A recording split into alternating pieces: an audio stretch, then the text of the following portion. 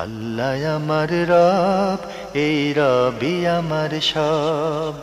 দামে দামে তুন মনে তারি অনুভব। তোমার দুনিয়াতে আমি যেদিকে তাকাই, অথই নিয়ামতে ডুবে আছি সবাই। পাক পাখালির গানে শুনি তসবি কলরব, তসবি কলরব। আল্লাহ আমার রব, এই রবি আমার সব। আসসালামু আলাইকুম। আলহামদুলিল্লাহ, আসসালাতু ওয়াসসালামু আলা রাসূলিল্লাহ।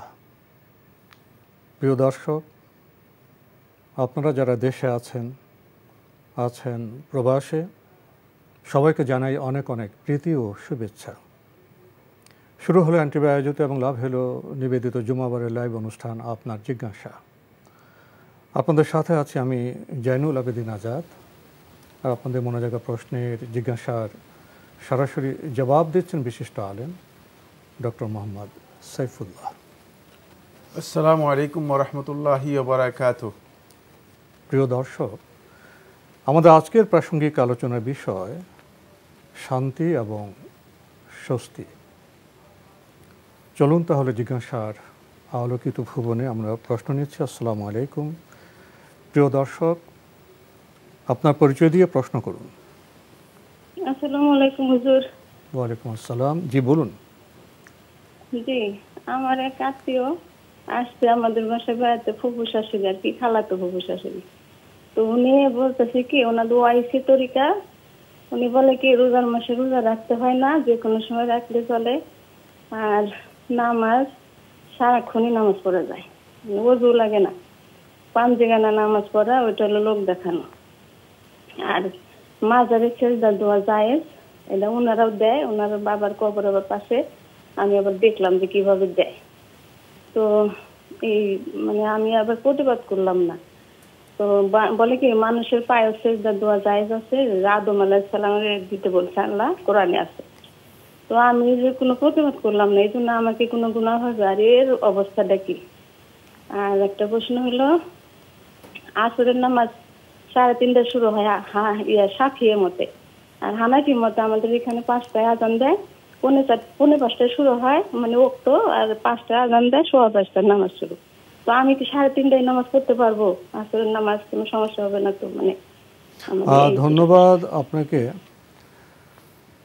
আপনি প্রথম যে প্রশ্নটি আপনি করলেন, এই প্রশ্নটি করার খুব দরকার ছিল।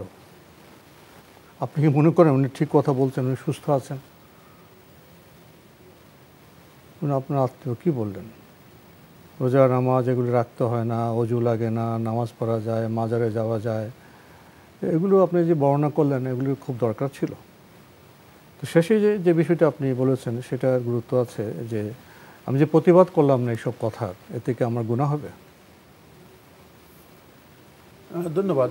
প্রথম কথা হচ্ছে, আপনি যে আত্মীয়ের কথা বলেছেন, তিনি যে বক্তব্যগুলো দিচ্ছেন সবগুলি কুফরি। তিনি একজন একেবারে খাঁটি নির্ভেজাল কাফের, একেবারে নির্ভেজাল কাফের। আর 2 নম্বর হচ্ছে, আপনার প্রতিবাদ না করা আপনার জন্য গুনার কাজ হয়েছে। প্রয়োজনে তাকে মানে ঘর থেকে বের করে দেওয়া উচিত ছিল।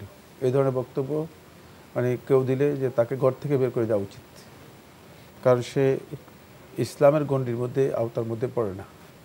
আর সে এই ফিতনা আপনার মধ্যেও বিস্তার করার জন্য বা একটা সন্দেহ সংশয় তৈরি করার জন্য অপচেষ্টা করেছে।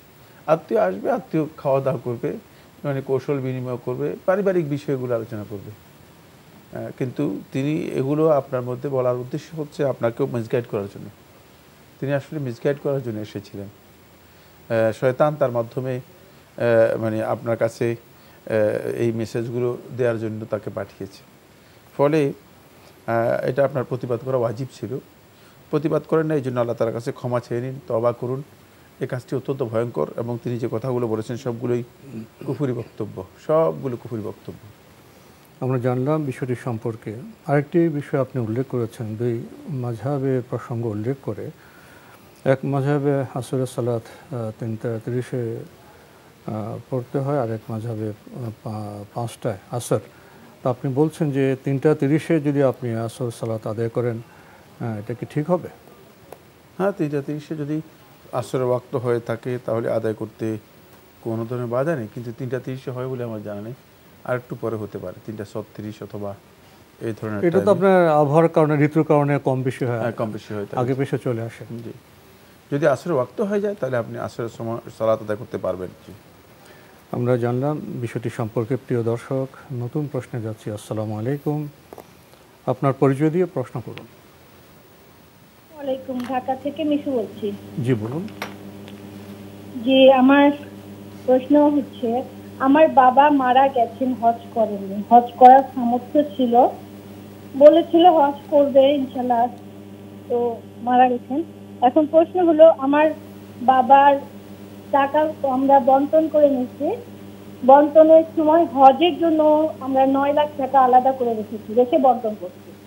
তো আমার ভাই প্রথমে সম্মতি জানাইছে, পরে বলছে যে আমার হচ্ছে অবস্থা ভালো না, আমার হজের টাকা আমাকে দিয়ে দেওয়া হোক, বাকি বন্টন করে হজের টাকাটা দিয়ে দেওয়া হোক। আমরা হজের টাকা ওকে দিয়ে দিচ্ছি, আমার ভাইকে, আমার মাকে, এবং আমি নিয়ে দিচ্ছি, এবং বলছে যে এই হজের দায়িত্ব আমি নিতে পারবো না, এই হজ বদলি হজ করানোর দায়িত্ব আমি নিতে পারবো না।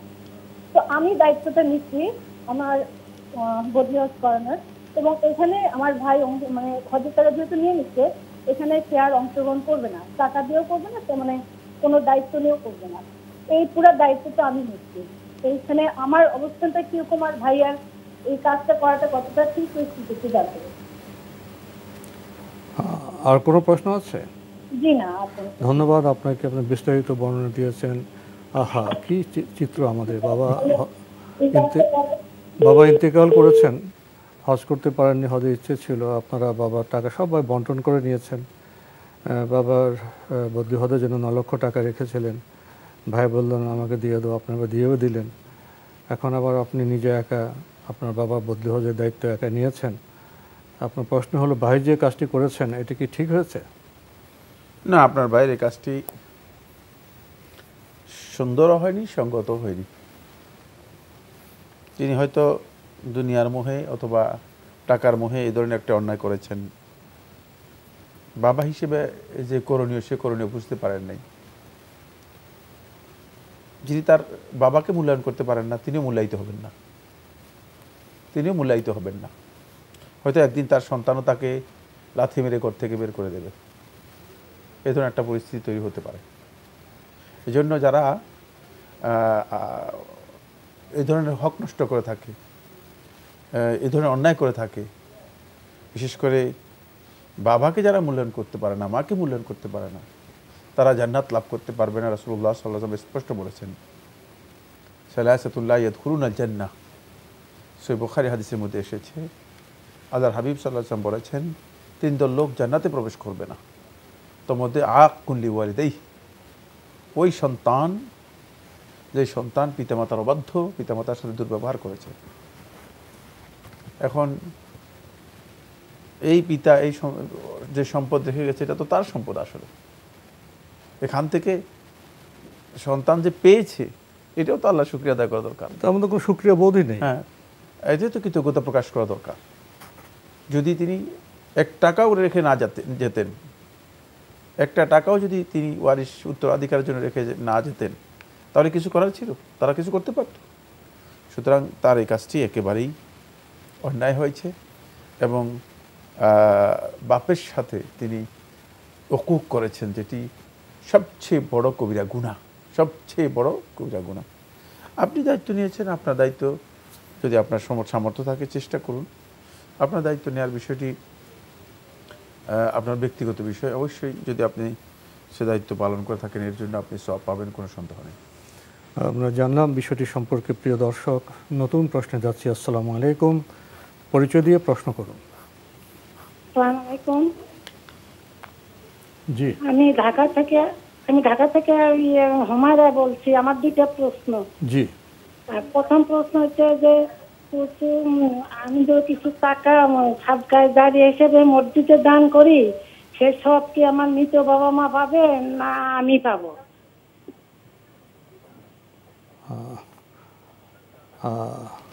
আর আর কোনো দ্বিতীয় প্রশ্ন আছে? প্রশ্ন হচ্ছে, আমার এক খালা তিনি শিক্ষিত ছিল, যে সে সরকারি চাকরি করতো, তার বাবা মা ভাইয়েরা বোনেরা তাকে বিয়ে শাদী দেয় না, কিন্তু উনি আশা করছিল যে আমার গার্জেনরাই আমাকে বিয়ে দিবে। তারা বিয়ে শাদী না দিয়ে তারা ইনকাম, সারা জীবন তার ইনকাম টেনকাম খাইছে, খাইয়া এখন সে পেনশনে গেছে, তাকে আর কোনো জায়গা দেয় না। তো এখন সে অভিশাপ দেয়, এমনকি সে আমার মাকেও অভিশাপ দেয়। তাহলে তার বাবা মা, মৃত বাবা মা, মৃত ভাইদেরকে সে অভিশাপ দেয়। সে আশা করছিল যে তারা এই দায়িত্বটা পালন করবে। সে খুব চরিত্রবান, নিজে ইচ্ছাকৃত ভাবে বিয়ে করা এটা পছন্দ করে নাই। এখন তার এই অভিশাপটা কি তাদের লাগবে? ধন্যবাদ আপনাকে। আপনি দুটি প্রশ্ন করেছেন। প্রথম প্রশ্ন, আপনার কিছু টাকা আছে, আপনি এটা মসজিদে সাদাকা করতে চান, তো আপনি বলছেন যে এই সাদাকা সওয়াব কি আপনার বাবা মা পাবে নাকি আপনি পাবেন? আপনি যদি আপনার পক্ষ থেকে সদকা করেন অবশ্যই আপনি সদকার সব পাবেন। আপনার বাবা মা পাবে কেন? আপনি নিজেই পাবেন। আর যদি আপনার বাবা মার পক্ষ থেকে সদকা করেন তাহলে তারা অবশ্যই সদকা পাবে, বাবা মা সদকা সব পাবে। কিন্তু সদকা জারিয়া যদি নিজের পক্ষ থেকে করেন এটা আপনার জন্য উত্তম। সেক্ষেত্রে হয়তো তারা মানে আপনি যে সদকা করেছেন মানে আপনার নেক আমলের কিছু অংশ তারা সব পাবে। কিন্তু সদকা জারি আপনি নিজের পক্ষ থেকে করতে পারেন, পিতামাতার পক্ষ থেকে করতে পারেন। ওনার নিজে এবং পিতামাতা যুক্ত করে তিনজনের নামও তো করতে পারেন। হ্যাঁ, সদকা জারিয়া মানে তিনি যদি নিজের পক্ষ থেকে এবং পিতামাতার পক্ষ থেকে করেন সেটাও করতে পারেন। সেক্ষেত্রে হয়তো পিতামাতাকে আপনাকে অবশ্যই যখন সদকা করবেন তখন পিতামাতার জন্য আপনাকে অন্তরে নিয়ত করতে হবে যে হ্যাঁ আমি আমার পিতামাতার পক্ষ থেকে এবং নিজের পক্ষ থেকে সদকা জারিয়া করছি। আল্লাহ সুবহানাহু ওয়া তাআলা তো ভালো জানেন। সুতরাং এটা হচ্ছে বাহ্যিক বিষয়, আপনার নিয়তটা কি আসলে? কিন্তু অন্তরের বিষয়গুলো আল্লাহ সুবহানাহু ওয়া তাআলা সবচেয়ে ভালো জানেন। আর মানুষের এই ইবাদতগুলো আল্লাহ তাআলার কাছে গ্রহণযোগ্য হয় এবং এগুলো সব নির্ধারণ করা হয় থাকে। আল্লাহ সুবহানাহু ওয়া তাআলা এগুলোর প্রতিফল দিয়ে থাকেন তাদের নিয়তের উপর ভিত্তি করে। তাদের নিয়তটা কি সেটার উপর ভিত্তি করেই এগুলোর তারা ফলাফল লাভ করবে। খুবই গুরুত্বপূর্ণ বিষয়ে আমরা অবগত হলাম। প্রিয় দর্শক, আপনি আরেকটি বিষয় উল্লেখ করেছেন, আপনার এক খালা, ওনাকে বিয়ে দেওয়া হয়নি, পরিবারের সদস্যরা, উনি চাকরি করতেন, ওনার ইনকাম তারা খেয়েছেন, উনি নিজ থেকে বিয়ের উদ্যোগ নেননি। তো ওনার যে বিয়ে হলো না, পরিবারের সদস্যরা উদ্যোগ নিল না, অথচ তার ইনকাম তারা খেয়েছেন, এই জন্য এখন উনি অভিশাপ দিচ্ছেন। এই অভিশাপ কি তাদের উপর পড়বে? পরিবারের সদস্য বলতে কাদেরকে বোঝানো হয়েছে? পরিবারের সদস্য যে পিতা মাতা যদি হয় থাকে তারা অবশ্যই অভিশপ্ত। কারণ এই নারীর অথবা এই মেয়ের বিয়ে দেওয়া তাদের দায়িত্বের মধ্যে ছিল। তারা তাকে বিয়ে দেয় নাই, বরং এর উল্টা কাজ করেছে। সেটা হচ্ছে সে ইনকাম করেছে, সে ইনকাম খেয়েছে। অবশ্যই তারা অভিশপ্ত, কোনো সন্দেহ নেই। তাদেরকে অভিশাপ দিতে হবে না, স্বাভাবিকভাবে। হ্যাঁ, স্বাভাবিকভাবেই তারা অভিশপ্ত এবং অপরাধী। কারণ এটা অনেক বড় অপরাধ। একজন নারীর জীবনকে ধ্বংস করে দেয়া এটা বড় ধরনের অপরাধ। এখন আমি জানি না ঘটনা আসলে বাস্তবতা কী, কারণ আপনি যে বক্তব্য দিয়েছেন এটা কতটুকু সত্য সেটাও একটা প্রশ্ন আছে। আবার সেখান প্রেক্ষাপট কী ছিল সেটাও একটা প্রশ্ন আছে। কারণ এগুলো সহজ বিষয় না। ওনারা এমন হতে চেষ্টা করেছেন, হয়নি, এমনও হতে পারে। বিয়ে দিতে পারেন নাই, অথবা ওনারা যেভাবে চেয়েছেন তিনি সেভাবে বিয়েতে রাজি হন নাই। মানে এখানকার পরিস্থিতি সম্পর্কে বিস্তারিত বর্ণনা আমি কিছুই জানি না। এখন আপনি যে কথাগুলো বলেছেন সেগুলো আদৌ কি সঠিক কিনা বা এই ধরনের কিনা আল্লাহ ভালো জানেন, আল্লাহ তাআলাই ভালো জানেন। কিন্তু তার জন্য এখন উচিত হচ্ছে অভিশাপ না দিয়ে আল্লাহ তাআলার কাছে দোয়া করা, নিজের এই দায়িত্বের জন্য, এবং নিজে যদি বিয়ের সুযোগ থাকে তাহলে বিয়ের জন্য চেষ্টা করা। আর অভিশাপ দেওয়ার মধ্যে কোনো ফায়দা নেই। অভিশাপ যিনি দেবেন তিনি নিজে ক্ষতিগ্রস্ত হবেন। অভিশাপ হচ্ছে এমন একটি জিনিস যেটি অত্যন্ত ভয়ঙ্কর। মুখ থেকে বের হওয়ার পর হয়তো অভিশপ্ত ব্যক্তিকে আক্রান্ত করবে, অথবা যিনি অভিশাপ দিয়েছেন তাকে আক্রান্ত করবে, ফিরে আসবে। সুতরাং এই ধরনের জটিল কাজ বা এই ধরনের ভয়ঙ্কর কোনো অপরাধ কেউ করা মোটেও উচিত নয়। তাই আমি মনে করি যে তিনি যে অভিশাপ দিচ্ছেন সেটা ভুল কাজ। তাকে বোঝানো দরকার যে আপনি বিয়ের ব্যাপারটা আপনারই উচিত ছিল তাদেরকে বলা, অথবা আত্মীয় স্বজনদের মাধ্যমে হলেও মানে এ বিষয়ের চেষ্টা, নিজের চেষ্টা চালানো। যদি তারা এক্ষেত্রে অবহেলা করে থাকে, মা কি বিষয়টি আসলেই এটা এই বিশেষ করে আমাদের এই সমাজে এটা একটি বিরল বিষয়, খুবই বিরল একটি ঘটনা। তার ঘটনার পেছনে আরও কি ঘটনা রয়েছে সেটা আল্লাহ তাআলাই সবচেয়ে ভালো জানেন। তবে অভিশাপ দেওয়াটা তার জন্য উচিত নয়। তারা এমনিই অভিশপ্ত, যারা এই কাজ করেছেন, অন্যায় করেছেন, তারা অপরাধী এবং অভিশপ্ত। আমরা জানলাম বিষয়টি সম্পর্কে। প্রিয় দর্শক, নতুন প্রশ্নে যাচ্ছি। আসসালামু আলাইকুম। প্রিয় দর্শক, আপনার পরিচয় দিয়ে প্রশ্ন করুন। ওয়ালাইকুম সালাম। হ্যালো। যেমন আপনাকে শুনতে পাচ্ছি, আপনার পরিচয় দিয়ে প্রশ্ন করুন। জি, আচ্ছা, আমার একটা প্রশ্ন হচ্ছে, আপনি কে বলছেন ভাইয়া? কোত্থেকে বলছেন? কে বলছেন? যে আমি উত্তরা থেকে বলছি, আমার নাম মাসুম। জি বলুন। জি, আমার প্রথম প্রশ্ন হচ্ছে, আমি ওই যে অনেক সময় আমার যে লা ইলাহা ইল্লাল্লাহ, তারপর দরুদ শরীফ, ইস্তেগফার, এগুলি পড়তে পড়তে এখন মানে অনেক সময় দেখা যায় আমি অবচেতন মনেও অনেক সময় পড়তেছি। আমি খেয়াল মানে আমি অনেক সময় আমার মানে অবচেতন মনে পড়তেছি, কিন্তু অনেক সময় খেয়াল হয় আমি পড়তেছি। এইভাবে পড়ার মানে কোনো ফজিলত আছে কিনা, এটা একটা প্রশ্ন। আর একটা প্রশ্ন হচ্ছে, ওই যে মানে আমি একটা হাদিস পাইছি যে যদি ওই নামাজ ওয়াক্ত মতো পড়তে না পারা যায়, মানে ঘুমিয়ে থাকার জন্য যদি ওয়াক্ত মতো পড়া না পারা যায়, তাহলে ঘুম থেকে উঠার সঙ্গে সঙ্গে মানে নামাজ আদায় করে ফেললে এটা কাফারা হয়ে যায়। এখন ফজরের নামাজ অনেক সময় দেখা যায় যে যখন উঠলাম তখন মানে সূর্যোদয়ের নিষিদ্ধ সময় চলতেছে, তো ওই সময় কি মানে তাইলে পড়তে পারবো, নাকি আবার ঘুমিয়ে থাকবো, আবার সূর্যোদয়ের পরে ওই নিষিদ্ধ সময় পার হওয়ার পরে মানে উঠে নামাজ পড়তে হবে? এটা একটা। আর আরেকটা প্রশ্ন কি করতে পারবো? আমাদের তো দুইটাই নিয়ম ভাইয়া। আচ্ছা আচ্ছা, ধন্যবাদ আপনাকে। আপনি খুবই গুরুত্বপূর্ণ দুটি প্রশ্ন করেছেন।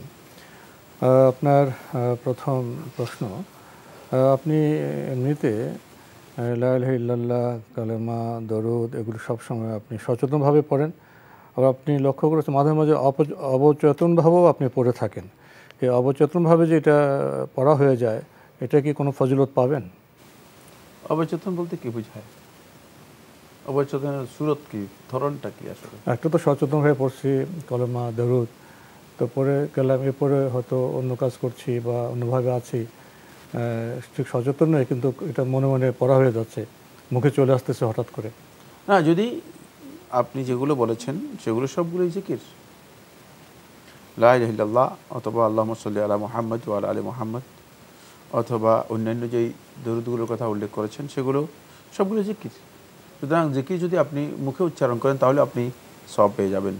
আর অবচেতনের সুরতটা আমার কাছে অস্পষ্ট। যদি মনে মনে পড়েন, হ্যাঁ মনে মনে মনে পড়লে হবে না, সচেতনভাবে না, মুখে চলে আসলো না, মুখে আসলেই হবে, মুখে এসে গেল, হয়ে গেল, পড়া হলেই হবে। মানে এটা সচেতন অবচেতন মুখে যদি উচ্চারণ হয়ে যায় তাহলে এটি সওয়াব পাবেন।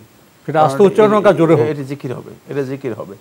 জি, কিন্তু মনে মনে পড়ার কোনো সিস্টেম নেই, মনে মনে পড়ার বিষয় নেই। জি, অবচেতন কথাটাই অস্পষ্ট, আমি এটা বুঝতে পারিনি কিভাবে। মানে মোটামুটি যে কোনো ভাবে চেতন অচেতন যে মুখে পড়া হয়ে যায় সেটা সব, অবশ্যই জিকিরগুলো মুখে আসলেই সব পাবেন তিনি।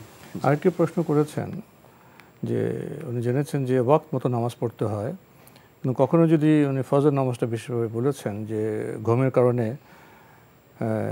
উনি সঠিক সময়ে পড়তে পারেননি, কিন্তু যখন ঘুম থেকে উঠলেন সাথে সাথে পড়লেই ওইটা আদায় হয়ে যাবে, এমন একটি উনি হাদিস পেয়েছেন, এটা কি ঠিক আছে? হ্যাঁ, এবার হাদিস রয়েছে, সহি হাদিস রয়েছে। যদি কেউ ঘুমের কারণে উঠতে পারেন নাই তাহলে তিনি ঘুম থেকে ওঠার সাথে সাথেই আদায় করে নেবেন। এক্ষেত্রে যদি দেখেন যে তিনি সূর্য উদিত হচ্ছে, একেবারে সূর্য উদিত হচ্ছে, তখন তিনি সূর্য উদিত হওয়ার পর আদায় করবেন। আর সূর্য উদিত হওয়ার আগে যদি হয় তাহলে তিনি সাথে সাথেই আদায় করবেন। এখন জন্ম সনদ দিয়ে খোলো বিকাশ স্টুডেন্ট অ্যাকাউন্ট, নিজের বিকাশ নিজে কর। আমাদের আজকের প্রাসঙ্গিক আলোচনার বিষয় শান্তি এবং স্বস্তি। এই পৃথিবীটা তো জান্নাত নয়, পৃথিবীতে অনেক সীমাবদ্ধতা আছে, ফ্যাসাদ আছে, পরীক্ষা আছে, অশান্তি আছে। কিন্তু আমরা তো শান্তি চাই এবং স্বস্তি চাই। একটা চাওয়ার বিষয়, একটি পাওয়ার বিষয়। শান্তি এবং স্বস্তি আমরা কিভাবে পেতে পারবো? হ্যাঁ, ধন্যবাদ। খুবই গুরুত্বপূর্ণ একটি বিষয়। প্রথম কথা হচ্ছে শান্তি এবং স্বস্তি, এটি প্রত্যেকটি মানুষের জীবনে একটি কাঙ্ক্ষিত বিষয়। একজন মানুষ চাইবে তার জীবনে শান্তি এবং স্বস্তি যেন তিনি লাভ করতে পারেন। আমরা প্রথমে যাব যে বিষয়টি দৃষ্টি আকর্ষণ করার জন্য, সেটা হচ্ছে এই, যদি আমরা ইসলামকে চিন্তা করি, ইসলাম এই শব্দের মধ্যে, ইসলামের এই মৌলিক বিষয়ের মধ্যে মূলত শান্তির বার্তা রয়েছে। যদি শান্তি কেউ অনুসন্ধান করে, তাকে প্রথমেই যেদিকে যেতে হবে সেটা হচ্ছে তাকে ইসলামের কাছে আসতে হবে। ইসলাম একেবারে তার শুরু থেকে আরম্ভ করে শেষ পর্যন্ত ইসলামের যেই মূল যে বার্তা, সেই বার্তার মধ্যে শান্তির কথা রয়েছে, যেখানে মানুষের জন্য শান্তি নিশ্চিত করা হয়েছে।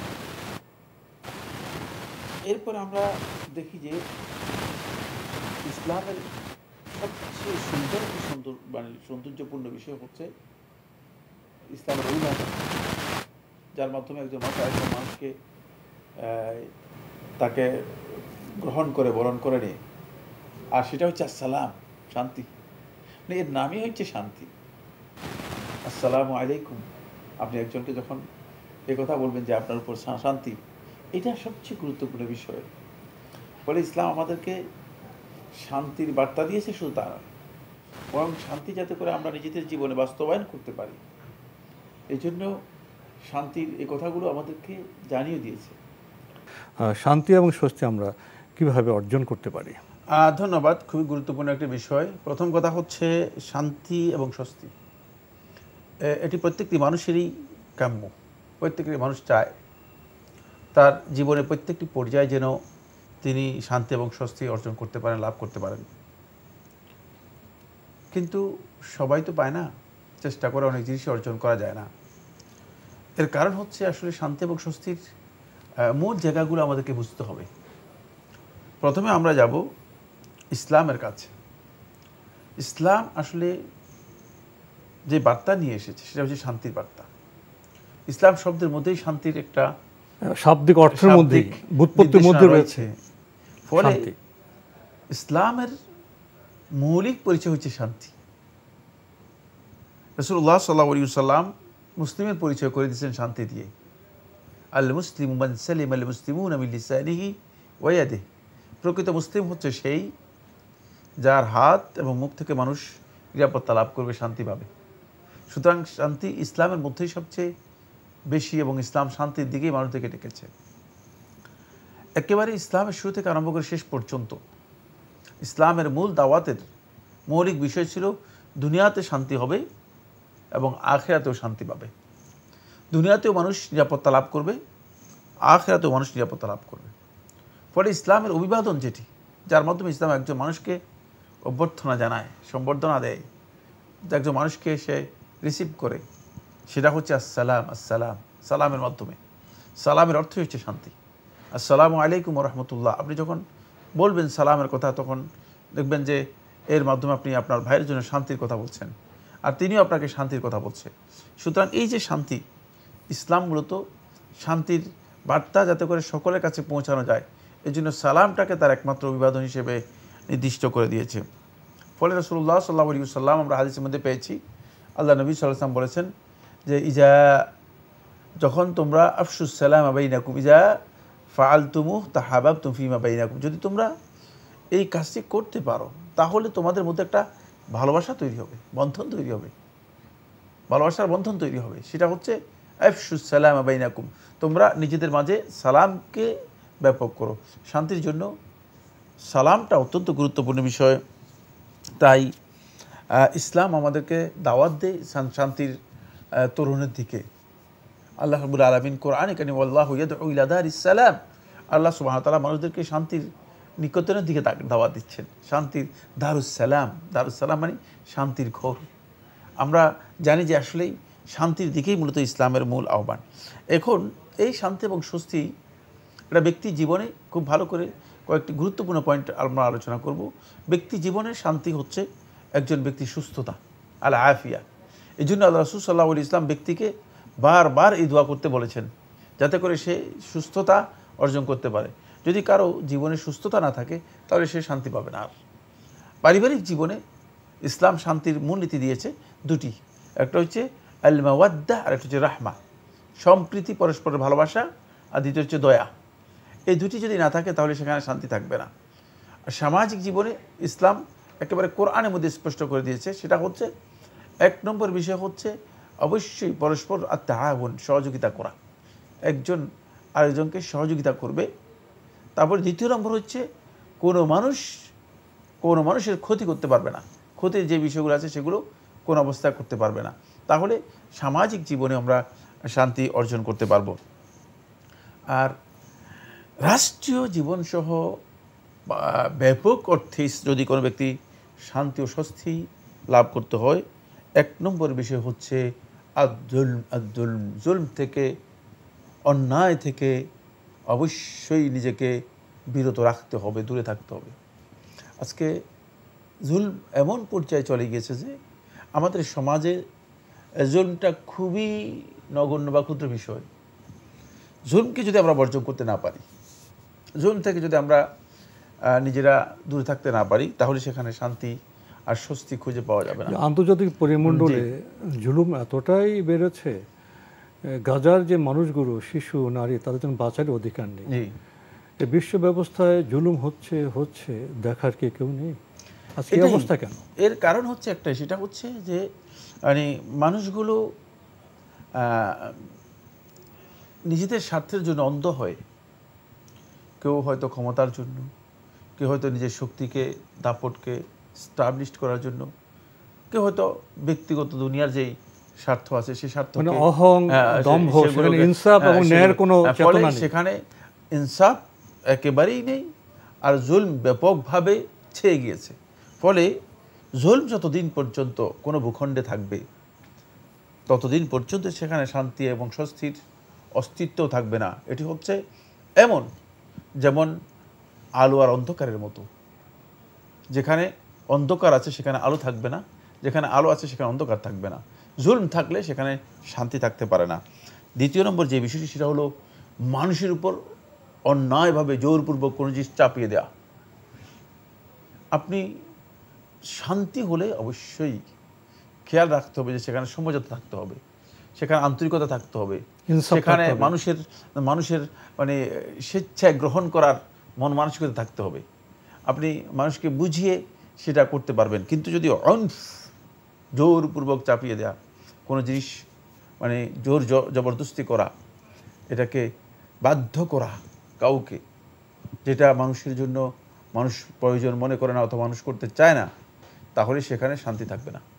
আজকে তাই হচ্ছে, আমি আমার ইচ্ছায় মতো আরেকজনের উপর চাপিয়ে দিচ্ছি, ফলে সেখানে শান্তি এবং স্বস্তির বিশাল অভাব রয়েছে। 3 নম্বর যে পয়েন্টটি, সেটা হলো এই প্রত্যেকটি মানুষের মুখ আছে। মুখ থাকার অর্থ কী? তিনি বলতে পারেন, তার কথা বলার অধিকার আছে, একটা বক্তব্য দেওয়ার বাক স্বাধীনতা আছে। আসলে মানুষের মুখ চেপে রাখা, মানুষের বাক স্বাধীনতা নষ্ট করা, মানুষের বলার অধিকারকে নষ্ট করা, খর্ব করা, এটি মূলত শান্তির জন্য একটা বড় ধরনের প্রতিবন্ধক। এজন্য সেখানে ইসলাম সেই স্বাধীনতাটুকু দিয়েছে, কিন্তু এর একটা লিমিটেশন আছে, একেবারেই মানে উন্মুক্ত নয়। কতটুকু বলতে পারবেন, কতটুকু বলতে পারবেন না, তার একটা বিধান আছে। সেই বিধান অবশ্যই প্রত্যেকটা ব্যক্তিকে জানতে হবে, কিন্তু তারপরেও সেখানে ন্যায় থাকতে হবে, ভারসাম্য থাকতে হবে। তারপরেও খেয়াল রাখতে হবে যে মানে আমি যে কথা বলছি, মানে আমার এই কথা কি আসলে এটা কি ক্ষতির কারণ হচ্ছে কিনা। এই জন্য জাহিরি যুগের বড় বিদ্বান বা বিদগ্ধ পণ্ডিত বলেছেন এই কথা, মাকতালুর রাজুলি মা বাইনা ফাক্কাইহি, একজন ব্যক্তির হত্যার কারণ হতে পারে তার মুখের কথা থেকে, মানে তার হত্যার কারণ হয়ে যেতে পারে তার কথাবার্তা। মুখের কথা অবশ্যই গুরুত্বপূর্ণ বিষয়। ফলে আপনার ব্যক্তি জীবনে অশান্তির কারণ হতে পারে, পারিবারিক জীবনে অশান্তির কারণ হতে পারে। একটি কথা হতে পারে, খুবই ক্ষুদ্র একটি কথা, যদি সেটা আপনি বিবেচনা দিয়ে স্পষ্ট করে বলতে না পারেন, তাহলে সেটা অশান্তির কারণ হতে পারে, এবং তাহলে আপনি শান্তি এবং স্বস্তি থেকে সম্পূর্ণরূপে আলাদা হয়ে যাবেন। দেখবেন যে অশান্তি আপনি নিজের বক্তব্য দিয়ে, নিজের কথা দিয়ে অশান্তি আপনি ডেকে আনছেন।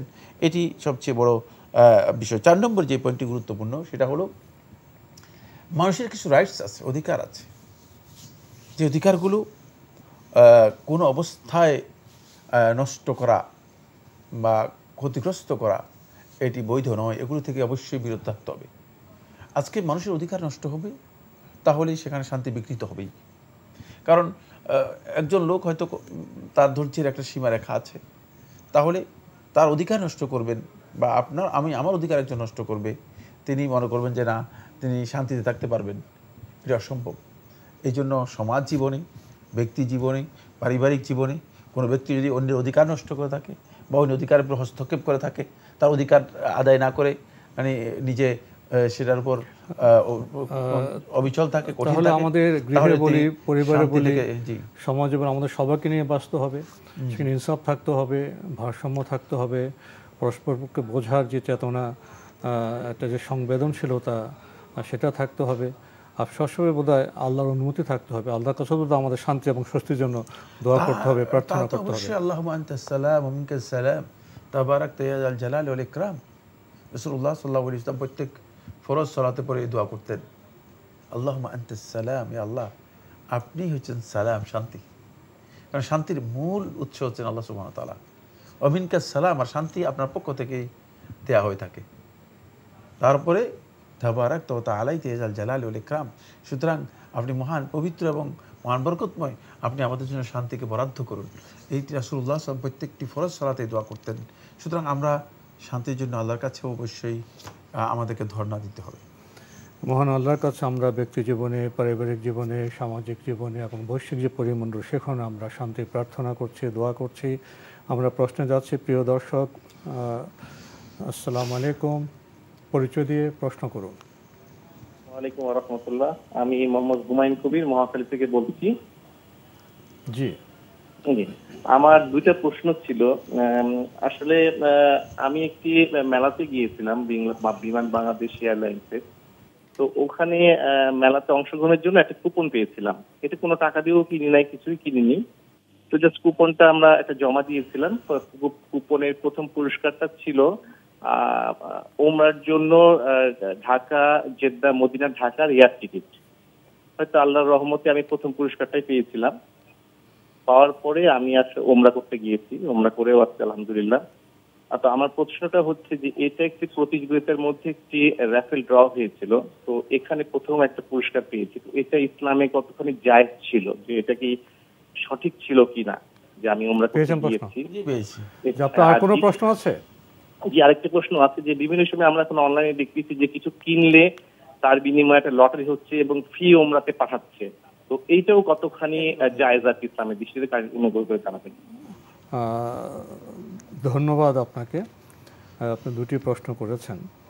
দুটি প্রশ্নের মধ্যে একই ধরনের, একই প্রশ্ন, যে আপনি এয়ার টিকিট কিনেছেন, কুপন পেয়েছেন, লটারি হয়েছে, আপনি পুরস্কার পেয়েছেন, ওমরা গিয়েছেন, ঠিক আছে কিনা? হ্যাঁ, এই ধরনের র্যাফেল ড্র করা জায়েজ, এতে কোনো অসুবিধা নেই। এতে আপনি যে ওমরা টিকিট পেয়েছেন, আপনার ওমরাও হয়ে যাবে। এটি ইসলামী শরীয়তে বৈধ, জায়েজ। জি, আপনার দ্বিতীয় প্রশ্নটি একই ধরনের, সেটাও বৈধ। জি জি, আমরা জানলাম বিষয়গুলো সম্পর্কে। প্রিয় দর্শক, নতুন প্রশ্নে যাচ্ছে। আসসালামু আলাইকুম, পরিচয় দিয়ে প্রশ্ন করুন। লাইনে আছেন?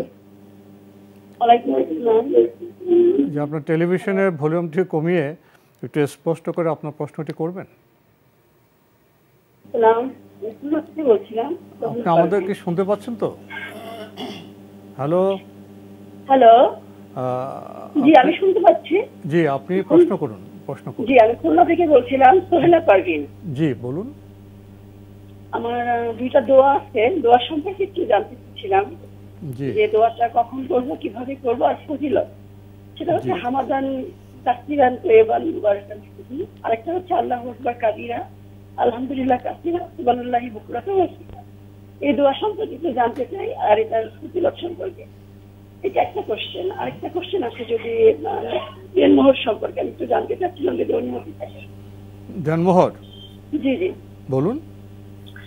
আসলে এটা থেকে মনে জায়গা প্রশ্ন উত্তর দেওয়ার প্ল্যাটফর্ম আপনাদের। তো আমার মনে একটু জেগেছে যে দেনমোহর সম্পর্কে তো আমরা পবিত্র কোরআনে পেয়েছি মোহরানা সম্পর্কে। তো ছেলে পক্ষ মেয়ে পক্ষ সাথে বিয়ে করতে যখন আসে, মানে কনের জন্য মানে গয়না নিয়ে আসে, তো গয়নাটা কনের আবার মোহর থেকে ডিডাক্ট করা হয়, যেটা ধার্য করা হয় সে ডিডাক্ট করা হয় উসুল হিসাবে। তো সেটা পরবর্তী ডিডাক্টের পরে পরবর্তী সে ওই রিমেইনিং পার্টটা সে কিন্তু আবার পায় পরবর্তী তার হাজবেন্ডের কাছে। এই যে উসুল ব্যাপারটা, এই ব্যাপারটা সম্পর্কে আমি একটু জানতে চাচ্ছিলাম যে। জি, ধন্যবাদ আপনাকে, ধন্যবাদ আপনাকে। আপনি গুরুত্বপূর্ণ দুটি প্রশ্ন করেছেন। প্রথমে যে একটি উনি দোয়ার কথা বললেন, তার ফজিলত। আপনি যে দোয়ার কথা উল্লেখ করেছেন সেটা অত্যন্ত ফজিলতপূর্ণ দোয়া। এটা যে কোনো সময় আপনি পড়তে পারেন, যে কোনো সময় আপনি পড়তে পারেন। এই দোয়াটি অত্যন্ত গুরুত্বপূর্ণ, ফজিলত, এটা তাকবীরের অন্তর্ভুক্ত। সুবহানাল্লাহ আলহামদুলিল্লাহ আলহামদুলিল্লাহ আল্লাহু আকবার কবীরা আলহামদুলিল্লাহ কাসীরা ও সুবহানাল্লাহ বুকরাতাম ওয়া আসীলা। এটি অত্যন্ত ফজিলতপূর্ণ দোয়া, এটা যে কোনো সময় পড়তে পারেন। জি। আপনার দ্বিতীয় প্রশ্নটি আমাদের সমাজের যে দেনমোহরের বিষয়টি, এটি সামাজিক একটি বিষয়। আমাদের দেশে দেনমোহরে অনেক চিত্র লক্ষ্য করা যায়। দেনমোহর তো যেটা বলা হয় সেটা দিতে হবে, মিন করতে হবে। অনেকে সামাজিক মর্যাদার জন্য বলে 10 লক্ষ 20 লক্ষ দেয়, 1 লক্ষ। আবার দেওয়ার সময় কিছু গহনা দেয়, সেটা উসুল দেখানো হয়। এখন গহনার সময় যে উসুল দেখানো হয় দেনমোহর ক্ষেত্রে গহনা, সেটা বলা হয় কি না, না পরবর্তীতে বলা হয়, এই যে নানা চিত্র, কি বলবেন?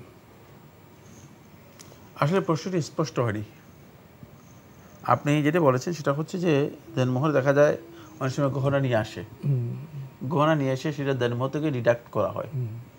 ডিডাক্ট করার যদি শর্ত থাকে তাহলে ডিডাক্ট করতে পারবে। এটা স্পষ্ট করতে হবে, তবে যে গহনাটা দেনমোহরের বিপরীতে দিচ্ছি। হ্যাঁ, অবশ্যই সেটা ক্লিয়ার করতে হবে। জি, এটা গিফট না দেনমোহর, ক্লিয়ার করতে হবে। এটা উসুল মুসুল এই সমস্ত বক্তব্যের কথা। তাহলে যদি ক্লিয়ার করা হয় তাহলে গহনা দিয়ে দেনমোহর এটা জায়েজ। জি, এটা জায়েজ, কিন্তু অবশ্যই বলতে হবে আগে।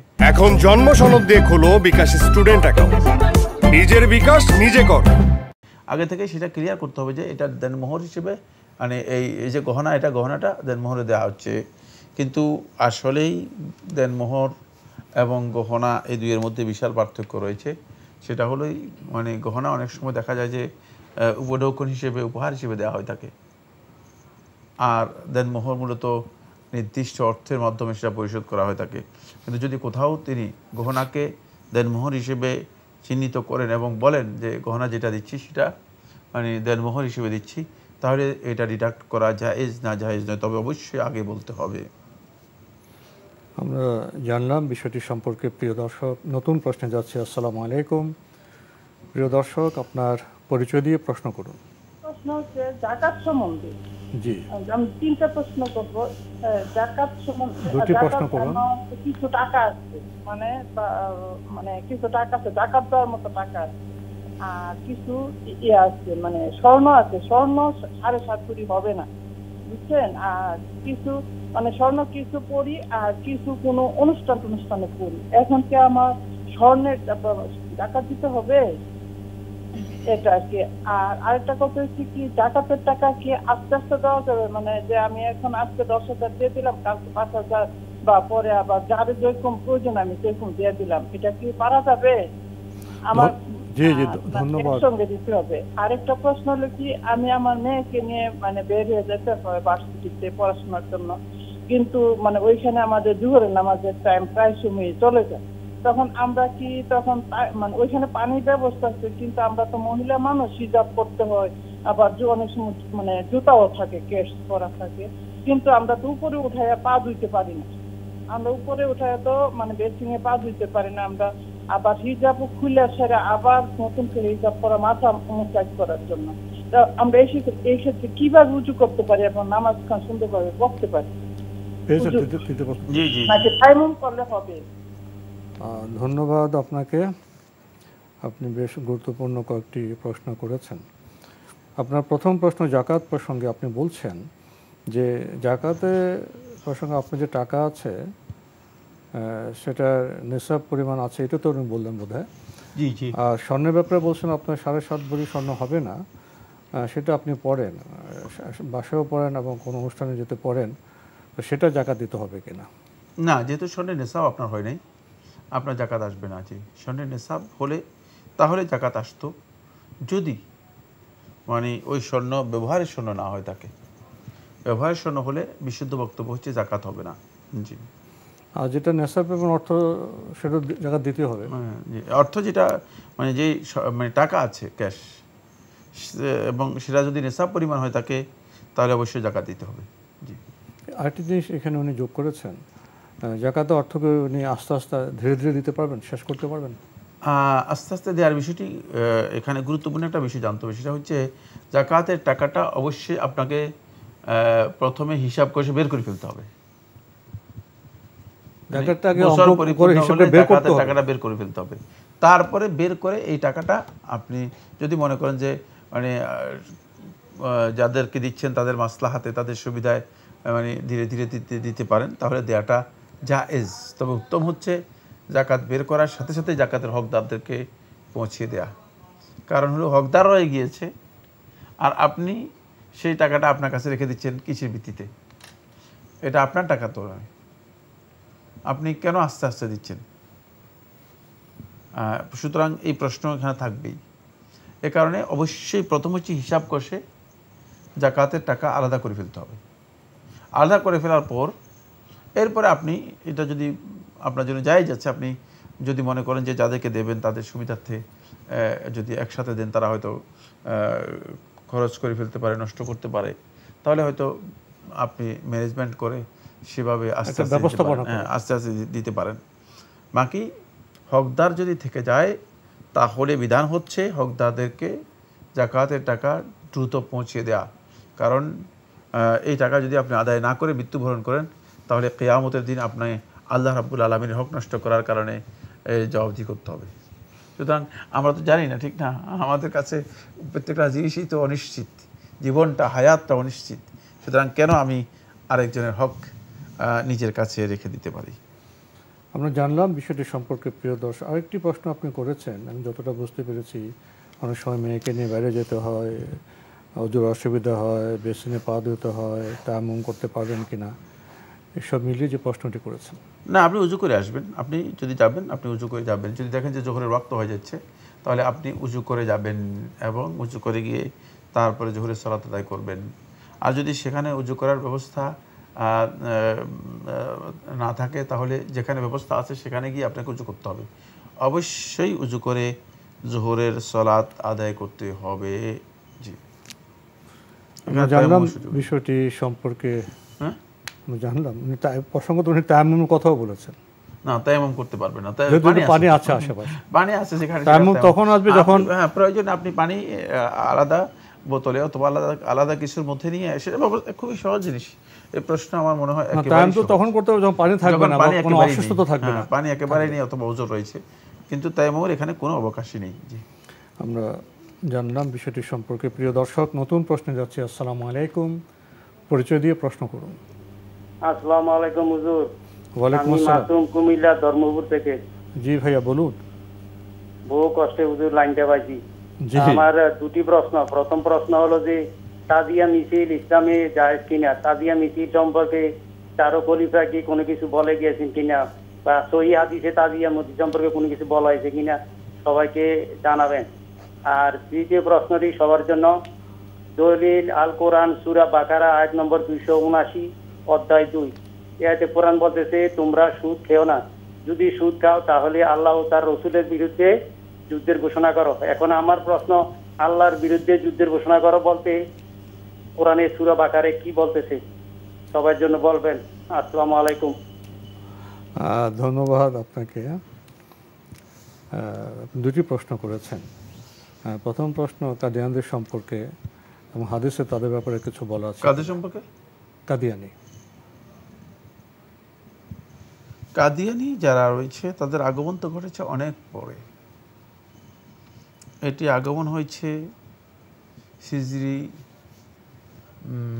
1300 মানে শতাব্দীর কাছে। আর ফলে এই সম্পর্কে কোরআনে কারীমের মধ্যে সুস্পষ্ট বক্তব্য থাকার প্রশ্নই নেই। তবে রাসূলুল্লাহ সাল্লাল্লাহু আলাইহি ওয়াসাল্লাম হাদিসের মধ্যে ইঙ্গিত দিয়ে গেছেন যে কিয়ামতের আগে আল্লাহ নবী সাল্লাল্লাহু আলাইহি ওয়াসাল্লাম বলেছেন যে সায়াকুনু দাজ্জালুনা কাযযাবুনা সালাসুন, যে 30 জন লোক যারা দাজ্জাল এবং মিথ্যুক, যারা নবুয়তের দাবি করবে, তাদের আবির্ভাব ঘটবে। তো এদের মধ্য থেকে কাদিয়ানী একজন, যারা মিথ্যা নবুয়তের দাবি করেছে। এই ব্যাপারে সুস্পষ্ট হাদিস রয়েছে, কোরআনে কারিমের মধ্যে এই বক্তব্য আসেনি যে সুস্পষ্টভাবে। আর কোরআন তো আসলে এটি এত ক্ষুদ্র ক্ষুদ্র বিষয়ে আলোচনা করার কিতাব নয়। তাহলে তো কোরআনে কারিম এমন হতো যে, কারণ কিয়ামত পর্যন্ত আগত মানুষের জন্য কিতাব, যদি প্রত্যেকটি বিষয়ে বিস্তারিত আলোচনা করা হয় তাহলে এটার কোরআনে কারিমের ভলিউমটা কেমন হতো? এখানে অন্তপক্ষে কয়েক শত ভলিউমের প্রয়োজন হতো। কিন্তু যেহেতু এটা মূলনীতি আলোচনা করেছে, আর ইবাদতের মূলনীতিগুলো তুলে ধরেছে এবং মুআমালাতের মূলনীতিগুলো তুলে ধরেছে, আর কয়েকটি বিষয় শুধুমাত্র কি করেছে আল্লাহ তাআলা ইঙ্গিত দিয়েছেন, মানুষদেরকে মৌলিক যে বিষয়গুলো সতর্ক করা দরকার, জ্ঞান দেওয়া দরকার, সেগুলো আলোচনা করেছেন। সুতরাং এই কারণে এই কিতাব কিয়ামত পর্যন্ত মানুষের কাছে সমাদৃত এবং সহজ হবে। ফলে এখানে অনেক কাঠিন্য নেই, অনেক কিছুই নেই, কিন্তু এর মূলনীতিগুলো আছে। সেই মূলনীতির মধ্যে মানে যারা মিথ্যা আল্লাহ এবং তার রাসূলের উপর মিথ্যা আরোপ করবে, তাদের কথা বর্ণনা করা হয়েছে। তারাই হচ্ছে মূলত পরবর্তী যুগে যারা দাজ্জাল অথবা কাযযাব হিসেবে আগমন ঘটবে, তাদের একজন হচ্ছে কাদিয়ানী, যাকে আমরা চিনি মির্জা গোলাম মোহাম্মদ কাদিয়ানী।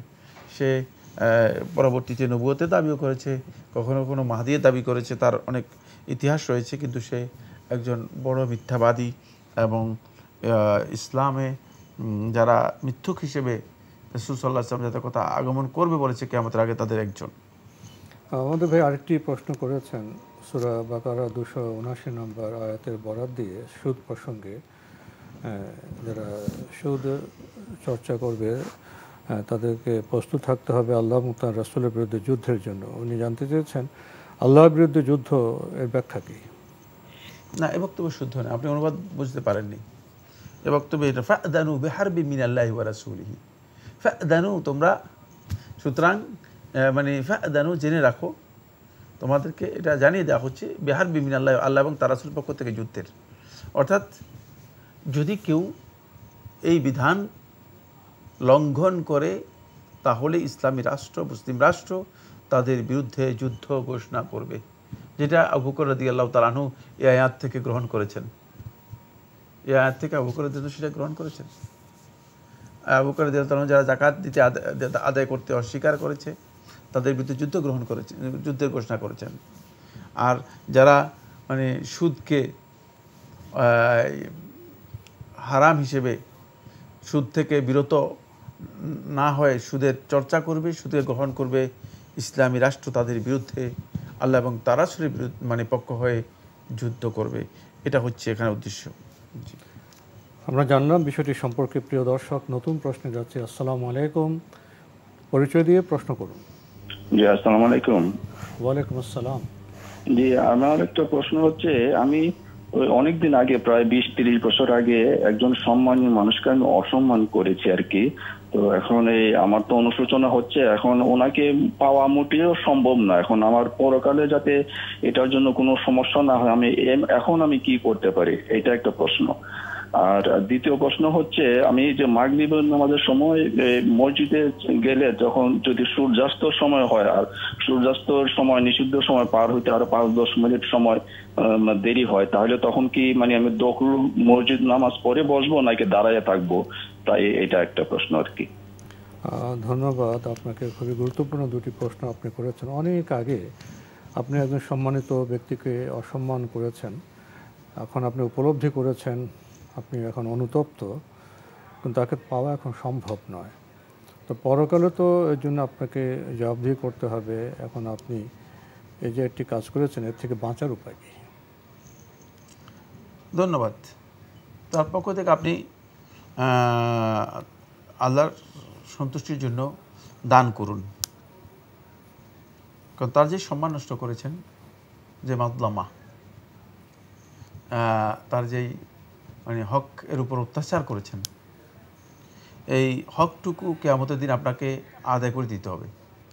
কোত্থেকে আদায় করবেন? না কামাল থেকে তো আদায় করতে হবে, ঠিক না? সেখানে তো আপনার কাছে আর কোনো টাকা থাকবে না, সেখানে আপনার কাছে দিনার দিরহাম ডলার রিয়াল কিছুই থাকবে না। সেক্ষেত্রে আপনি সেটা আদায় করার জন্য বর্তমানে কিছু আগেই তার পক্ষ থেকে দান করে রাখুন। যদি আল্লাহ সুবহানাহু ওয়া তাআলা দেখেন যে যতটুকু সম্মান নষ্ট করেছেন দানের মাধ্যমে সেটা কভার হয়ে গিয়েছে, আল্লাহ রাব্বুল আলামিন সেটা সেখান থেকে হয়তো পূরণ করে দিবেন। আর এর সাথে আল্লাহর হক যেটা নষ্ট করেছেন সেটার জন্য আল্লাহ তাআলার কাছে ক্ষমা চান। বেশি বেশি করে আল্লাহ রাব্বুল আলামিনের কাছে ক্ষমা প্রার্থনা করুন যে আল্লাহ, আমি আসলে এই ব্যক্তির যে হকটুকু নষ্ট করেছি, হারাম কাজ করেছি, তার উপর জুলুম করেছি, তার সম্মান হানি করেছি, সুতরাং আমাকে ক্ষমা করে দিন। আল্লাহ তাআলার কাছেও বেশি বেশি করে ক্ষমা চান। আল্লাহ সুবহানাহু ওয়া তাআলা ইচ্ছা করলে ইনশাআল্লাহ ক্ষমা করে দিতে পারেন, কারণ আল্লাহ তাআলা বান্দাদেরকে তো ক্ষমা চাইতে বলেছেন, ক্ষমা করে দিবেন বলেছেন, তওবা করতে বলেছেন, তওবা কবুল করবেন বলেছেন। সুতরাং আমরা চেষ্টা করি আল্লাহ তাআলার কাছে ক্ষমা চাই, বাকি তার পক্ষ থেকে কিছু দান করুন এবং যেহেতু আল্লাহ তাআলার হকের সাথে জড়িত আছে ক্ষমা প্রার্থনা করুন। আমরা খুবই গুরুত্বপূর্ণ বিষয়ে অবগত হলাম প্রিয় দর্শক। আরেকটি প্রশ্ন করেছে আমরা একবারে সময় শেষের দিকে। মাগরিবের সময় উনি বলছেন যে সূর্যাস্তের সময় নিষিদ্ধ সময়, আবার বলছেন যে কিছু সময় পেয়ে গেলে উনি মসজিদে প্রবেশ করে কি দাখলুল মসজিদ সালাত আদায় করতে পারবেন? হ্যাঁ, সূর্যাস্তের আগে যদি আপনি প্রবেশ করেন তাহলে আপনি তাহিয়াতুল মসজিদ পরেই মসজিদে বসবেন। আর যদি দেখেন যে সূর্যাস্ত হচ্ছে তখন আপনি দাঁড়িয়ে থাকবেন। দাঁড়িয়ে থাকার পর সূর্যাস্তের সময়টুকু শেষ হওয়ার পরে তারপরে আপনি 2 রাকাত তাহিয়াতুল মসজিদ পড়ে মসজিদে বসবেন। জি, আমরা জানলাম বিষয়টি সম্পর্কে প্রিয় দর্শক। সময়ের কারণে আমরা আজকে আর প্রশ্ন নিতে পারছি না, তবে আপনাদের অবগতির জন্য জানাতে পারি আপনার জিজ্ঞাসা অনুষ্ঠানটি সপ্তাহে রবি সোম মঙ্গল বুধে 4 দিন বিকেল 5:30টায় সম্প্রচার হয়ে থাকে। ওইসব অনুষ্ঠানে আপনাদের মনোযোগের প্রশ্ন চিঠির মাধ্যমে, ইমেলের মাধ্যমে পাঠাতে পারেন আমাদের ঠিকানা পরিচালক আপনার জিজ্ঞাসা এনটিভি বিএসএসসি ভবন 7ম তলা 102 কাজী নজরুল ইসলাম অ্যাভিনিউ, কারওয়ান বাজার, ঢাকা 1215। ইমেল অ্যাড্রেস আপনার জিজ্ঞাসা @ntvbd.com। এনটিভি অনলাইনেও আপনারা আমাদের অনুষ্ঠান দেখতে পারবেন, ভিজিট করুন www.ntvbd.com। এছাড়া ইউটিউবে এবং আমাদের ভেরিফাইড ফেসবুক পেজে অনুষ্ঠান দেখতে পারবেন। প্রিয় দর্শক, সবশেষে রয়েছে গ্রন্থ পরিচিতি। আমাদের আজকের গ্রন্থের নাম আল কুরআনে নারী। এই গ্রন্থটি গ্রন্থনা সম্পাদনা মোহাম্মদ ইউসুফ আলী শেখ এবং মোহাম্মদ নাসির উদ্দিন। এই গ্রন্থটি প্রকাশ করেছে দারুস সালাম বাংলাদেশ। দীর্ঘ সূচি রয়েছে এই গ্রন্থের। নারীর পরিচয়, আল কোরআনে উল্লেখিত নারী, ইসলাম পূর্বযুগে নারী, নারীর গুণাবলী, আল কোরআনের আলোকে নারীর মর্যাদা, নারীর অধিকার প্রতিষ্ঠায় আল কোরআন, আল কোরআনে নারী শিক্ষা, নারীর দায়িত্ব কর্তব্য, কোরআনে বর্ণিত নারীর ঘর, বিবাহ, তালাক, দুনিয়ার জীবনে নারী, নারীর ইবাদত, নারীর অসুস্থতা, ফজদুরে আইনে নারী, অনন্তের পথে নারী, আরও গুরুত্বপূর্ণ অনেক বিষয় রয়েছে এই গ্রন্থে। এই গ্রন্থের মূল্য 260 টাকা মাত্র। যারা গ্রন্থটি পেতে চান টেলিফোনে যোগাযোগ করতে পারেন। Telephone number 019758196869। আবারও বলছি 019758196869। আল কোরআনে নারী।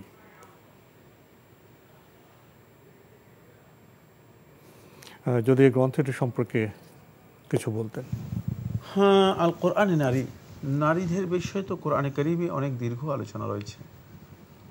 যেহেতু সমাজের একটি গুরুত্বপূর্ণ পার্ট হচ্ছে নারী, এবং ইসলাম নারীদেরকে অন্য সকল ধর্মের চেয়ে সবচেয়ে বেশি গুরুত্ব দিয়েছে। নারীদেরকে সবচেয়ে বেশি অগ্রাধিকার দেওয়া হয়েছে ইসলামে।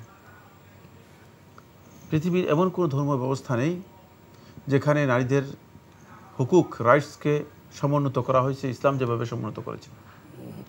এ কারণেই মূলত কোরআনে কারিমে নারীদের বিষয়টি বিস্তারিত আলোচনা হয়েছে। নারীদের যেখানে যেখানে হক রয়েছে সেটাকে নির্দিষ্ট করে দেওয়া হয়েছে। আল্লাহ সুবহানাহু ওয়া তাআলা স্পেশালি কোরআনে কারিমের মধ্যে যখন সম্পদ বন্টন করেছেন, এই সম্পদ বন্টনের ক্ষেত্রে আল্লাহ রাব্বুল আলামিন নারীদের হকটাকে নিশ্চিত করেছেন। আপনি কোরআনে কারিমের সম্পদ মানে যে উত্তরাধিকার যে বন্টন রয়েছে সে বন্টনের আয়াতগুলো পড়বেন যে আল্লাহ তাআলা শুধুমাত্র নারীদের হকটাকে নিশ্চিত করেছেন। কোরআন তো দিয়েছে, কিন্তু আমাদের সমাজে একটা ভুল তথ্য দেওয়া হচ্ছে, 2:1 কে ভুল ব্যাখ্যা করা হচ্ছে। সেটা তো ভিন্ন বিষয়, যারা না বুঝে ব্যাখ্যা করছেন আর না বুঝে বক্তব্য দিলে তেমনটাই হবে। কিন্তু খেয়াল করেন সেই আয়াতটা পড়লে আপনি দেখবেন যে একেবারে শুরু থেকে আরম্ভ করে পুরুষদের হকের চেয়ে পুরুষদের ব্যাপারে শুধুমাত্র এক জায়গায় হকের কথা উল্লেখ করা হয়েছে, আর সবটাই নারীদের হককে নিশ্চিত করা হয়েছে। আর অন্য কোনো ধর্ম ব্যবস্থায় এর অস্তিত্ব আছে আমার পড়ালেখার মধ্যে আমি জানি না, সুতরাং মানে আসলেই আমরা ইসলাম সম্পর্কে স্টাডি না করে যারা বক্তব্য দেই, মানুষদেরকে পথভ্রষ্ট করার জন্য চেষ্টা করি, অথবা একটা ইসলামের নামে একটা ধোঁয়াশা তৈরি করে থাকি, এটা মোটেও উচিত নয়। বরং ইসলাম নারীদেরকে সম্মান করেছে, অনেক বেশি সম্মান করেছে। নারীদের হুকুকের ব্যাপারে, রাইটসের ব্যাপারে এত বেশি মর্যাদা দিয়েছে যে আল্লাহ সুবহানাহু ওয়া তাআলা কোরআনে কারীমে নারীদের ব্যাপারে আলাদা আলাদা কথাগুলো আলোচনা করেছেন। এমনকি আল্লাহ তাআলা ইমানদারদের জন্য উদাহরণ দিয়েছেন দুইজন নারীর। আপনি চিন্তা করেন, মানে পুরো কোরআনে ইমানদার ব্যক্তিদের মানে তাদের জীবন যাপনের এবং তারা যে কতটুকু মানে জীবন যাপনের ক্ষেত্রে মূল নীতি কোত্থেকে নেবে, এর জন্য আল্লাহ তাআলা উদাহরণ দিয়েছেন, দুইজন নারীর উদাহরণ দিয়েছেন। এখান থেকে বোঝা যায় যে আল্লাহ সুবহানাহু ওয়া তাআলা নারীদেরকে কোরআনে কারীমে কতটুকু সম্মানিত করেছেন। আসলেই এই জন্য আমরা এই বিষয়গুলো জানা দরকার। আমরা না জানলে তো আসলে জ্ঞান হবে না। আর না জেনে যারা বক্তব্য দিয়ে থাকেন তারা মনে করে থাকেন যে দূর থেকে তাদেরকে বলা হচ্ছে যে ইসলাম নারী বিরোধী, ইসলাম প্রগতি বিরোধী। মাআযাল্লাহ। আল্লাহ তাআলা সুস্পষ্ট প্রশ্ন করি, জি, নারীর যে পর্দা, এটা কি নারীর অধিকার হরণ না নারীর সম্মান রক্ষা, মর্যাদা রক্ষার বিষয়? প্রশ্নই আসে। অধিকার হরণ তো দূরের কথা, বরং নারীকে হেফাজত এবং সংরক্ষণ করার জন্য নিরাপত্তা বিধান করার কারণেই মূলত নারীকে পর্দা করতে বলা হয়েছে। কারণ নারীর নিরাপত্তাটা ইসলামের সবচেয়ে বেশি গুরুত্বপূর্ণ অন্য সকল নিরাপত্তার চেয়ে। ফলে এই কারণেই ইসলাম নারীকে পর্দা করতে নির্দেশ দিয়েছে। পর্দাটা নারীর নিরাপত্তাকে নিশ্চিত করে। আজকের এই পৃথিবী এটা অবশ্যই ক্লিয়ার হয়ে গিয়েছে। যেখানেই পর্দার প্রথা লঙ্ঘিত হয়েছে, যেখানেই পর্দাকে লঙ্ঘন করা হয়েছে, সেখানেই নারী একেবারেই এমন পর্যায়ে নেমে গিয়েছে যে নারীর মূল্য একেবারে নাই হয়ে গিয়েছে। নারীদের কোনো মূল্য নেই। তার কারণ হচ্ছে নারীর নিরাপত্তা হারিয়ে গেলে তাহলে নারীর আর মৌলিক যেই সম্মান, সেই সম্মানটুকু নারী রক্ষা করতে সক্ষম হয় না। তো আজকে আমাদের এখানে শেষ করতে হচ্ছে। আপনাকে অনেক ধন্যবাদ। আপনাকে অনেক ধন্যবাদ। প্রিয় দর্শক, আল্লাহর কাছে নারীও মানুষ, নরও মানুষ, তাকওয়ার ভিত্তিতে তাদের মর্যাদা নির্ণীত হবে। আর আমাদের বর্তমান সেকুলার সমাজে নারী বিষয়ে কিছু কথা বলা হয়, নারীর পর্দা এবং উত্তরাধিকারের যে বিষয়গুলো, এগুলো যে তথ্যভিত্তিক আমরা হিসাব করি তাহলে এখানেও দেখা যাবে এখানে ইকুইটি করা হয়েছে। নারীর প্রাপ্য যে অধিকার সেটা উত্তরাধিকার বেশি দেওয়া হয়েছে, কিন্তু আমরা না জেনেই আমরা ইসলামের সমালোচনা করি। আসুন আমরা জানি মহান আল্লাহ তো কারো প্রতি বেইনসাফ করতে পারে না।